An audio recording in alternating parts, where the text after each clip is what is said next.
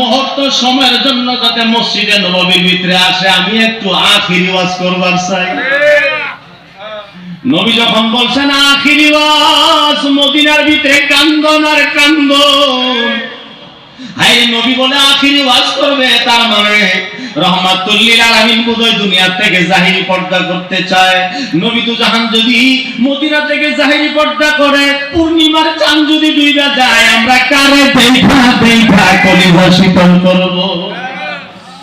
যারা দেখলে আমাদের পিপাসা লাগে নাই, যারা দেখলে আমাদের খিদা লাগে নাই, যাগরে দেখলে আমরা হয়রান পরিশানি মনে হারে যাইতাম, কলিজার ভিতরে শান্তি পাইতাম, সেই নবীজি বলে আখির ওয়াজ করবেন। সারা মদিনার মানুষ ভাঙ্গে পড়তেছে, মেয়ে মানুষগুলো বাচ্চারা কুলে কুলে নিয়ে তারা উপস্থিত। দোকানিরা দোকান ছেড়ে দিছে, গৃহস্থীরা গৃহস্থ ছেড়ে দিছে, ব্যবসায়ীরা ব্যবসায় ছেড়ে দিয়ে হযরতে বেলালের ওয়াজ শোনা, হযরতে বেলালের এলান শোনা মাত্র মসজিদে নববীর ভিতরে একাত্র হয়েছেন। যখন আল্লাহু আকবার, আর যখন আল্লাহু আকবার। রহমাতুল লিল আলামিন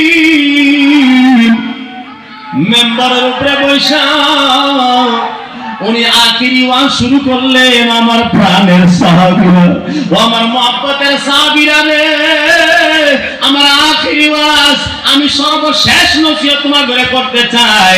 তোমরা কান খুলে শোনো, কান খুলে শোনো।